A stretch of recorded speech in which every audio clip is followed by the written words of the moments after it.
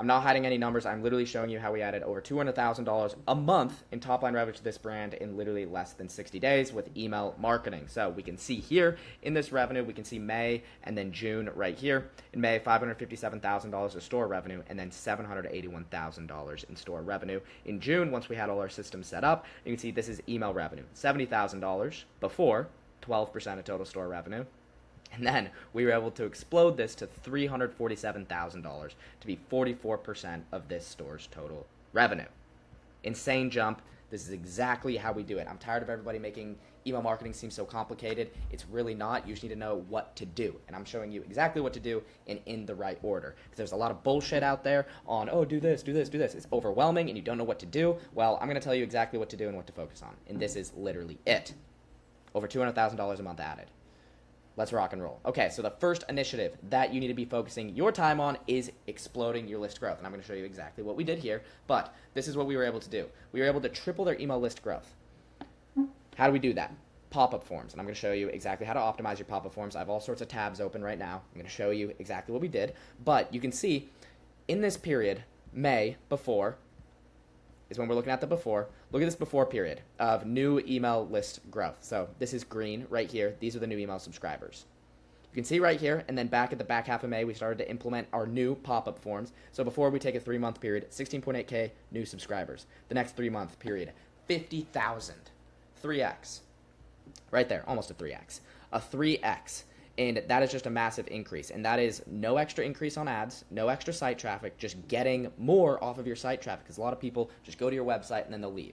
Well, what if somebody goes to your website and you're able to get their email address? That's ideal. So we can look at, like, for example, I just looked at like the last 7-day stats of the sign-up forms. 21% of new website traffic were able to get their email address.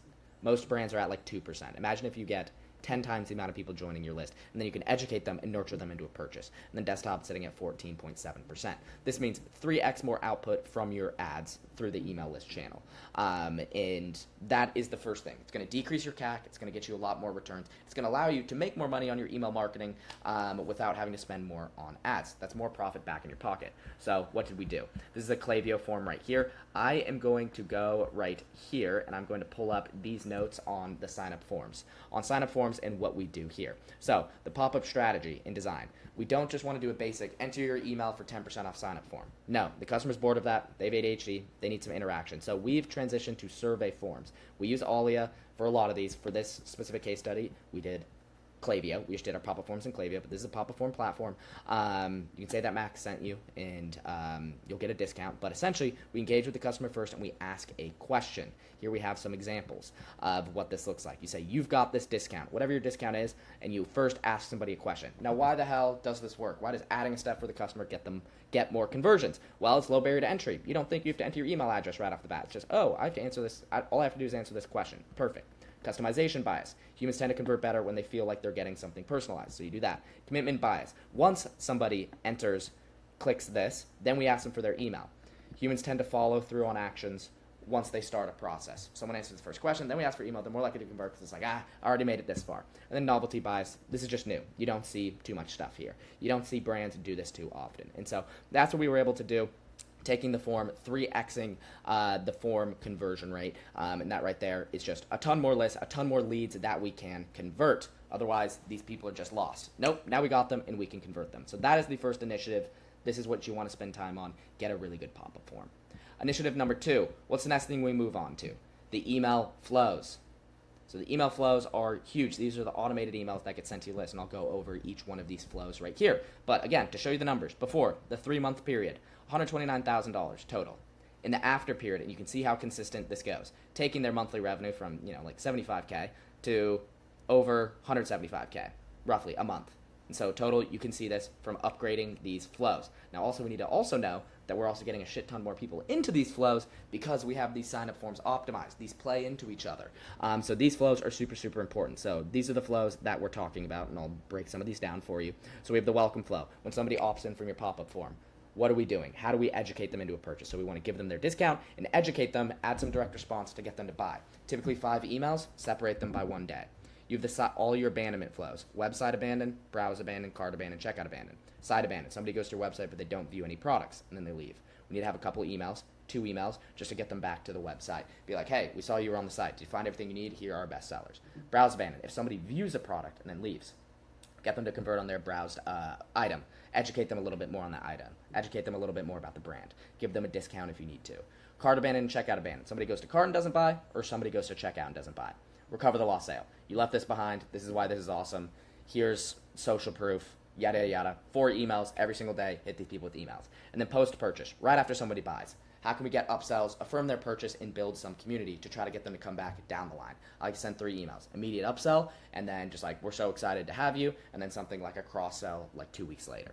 Then we have a win-back flow. Somebody bought 90 days ago, but they haven't bought since. Let's try to get them back. Hey, it's been a while.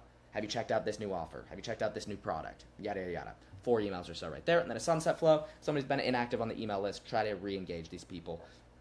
A little bit more advanced, this one is. So these are the flows that we set up and the number of emails, literally nothing crazy. But this brand, for example, I think all of these flows, they didn't have a side abandon flow, they didn't have a cart abandon flow. A lot of brands think they have a cart abandon, but they only have a checkout abandon.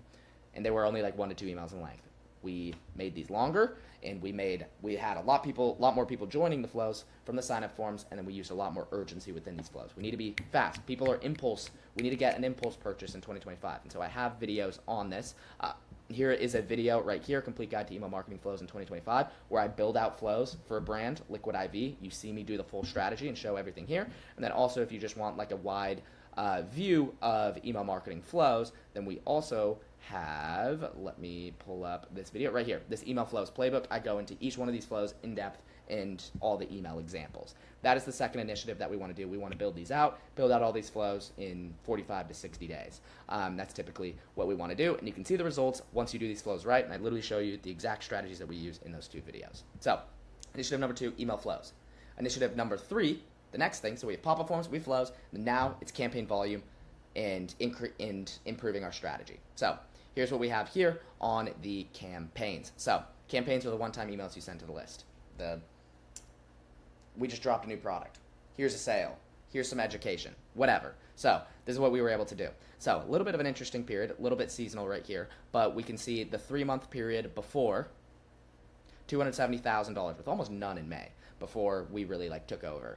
And then April and then March, you can see the revenue here. Before, $270,000. After, $360K in the 3-month period. And we can see these are emails that we're sending 3 to 4 times per week. So we send these 3 are 1 week, these 3 are another week. So we're using a lot of frequency. We're not sending 1 email per week. No.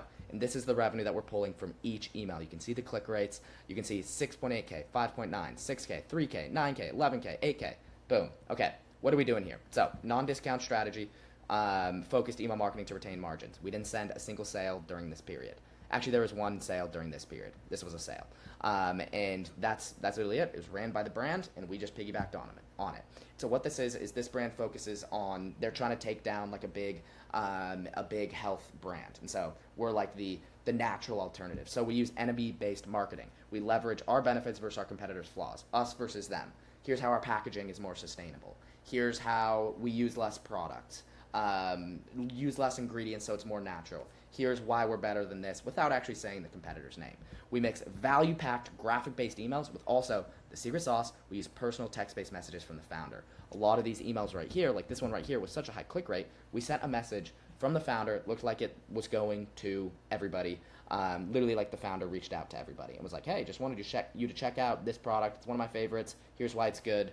Let us know if you like it. Feels so personal, and it just converts like crazy. We consistently are sending 3 to 4 campaigns per week for list engagement and consistent revenue. We can see the results, an extra 90K in this period, a 33% increase. Just increasing the volume a bit and then updating the strategy. Let me go through some examples. So here are some examples. This is perfect example of what we send, and this is enemy marketing at its finest. What's hiding in your soap? Most generic bars are packed with ingredients you can't pronounce, let alone trust. We're talking pages of lab-made fillers, chemicals, and cheap junk that have no business on your skin. And then us, ingredients you can actually pronounce. These are our products, or these are our ingredients. Perfect. Enemy-based marketing, simple, non-discount, gets people to buy. Something like this, highlighting our simple benefit of you don't have infrequent poops, essentially. Here's some social proof. Boom. That's all you need. Microplastics, no thanks. Here's what other big brand toothpastes are doing, but here's what we're doing. That's why we do this, educating on how we're different. And this gets people to buy without discounts. The benefits, testimonials, specific testimonials about your product. Here are our ingredients and how they're supernatural and why you can trust us. Here's like some direct response, your gut's on the line. Only 5% of Americans meet their daily fiber intake. Yada, yada, yada. How we're natural, American made, why you should buy from American made, love at first bag, a cool testimonial, you eat clean, why not your dogs, having some stats right here on and making you feel bad because you're not feeding your dog. This is the sort of like emails and non-discount emails that people convert from, and these are the things that you send 3 to 4 times per week. And I shit you not, those are literally the only 3 things we did. We didn't do some advanced segmentation, we didn't do any sort of like crazy sales or subscription like sort of like setup, and we didn't alter the business at all. We just optimize our sign-up form to get more people onto the email list so we don't have to send them expensive ads. We update our flows to be more advanced, have more emails, be more direct response. And then we increase our campaign volume with updated strategy and creatives. And so when you pull it all together, this is what it looks like over the last 3-month period since we got going with email. 41% of total revenue coming from email, a 41% increase in total store revenue. We look at a 12-month period, you can see the jump in total store revenue. So if we look at, we can see attributed revenue. This blue bar is the total email revenue. You can see email revenue the prior 3 months of working with us over the rest of the prior year. And the total store revenue, you can see the massive jump in the total store revenue as a result of us using our email marketing efforts. Nothing crazy, just the basics at a high level. These are the 3 initiatives. Get your list growth figured out, rebuild out your flows, following the guides and the strategies that I give you, and then be consistent with 3 to 4 email campaigns per week using banger angles and strong design and copy. That's it. That's what you can do. And if you want us to do this for you, you can click the link in our bio to book a call. We scale e-commerce brands, and we have an average of 41% of our clients' total revenue coming from email and SMS. Hope that was helpful, and just to prove to you that you don't need to be a wizard to do this. Thank you so much for watching this video, and I will see you in the next one.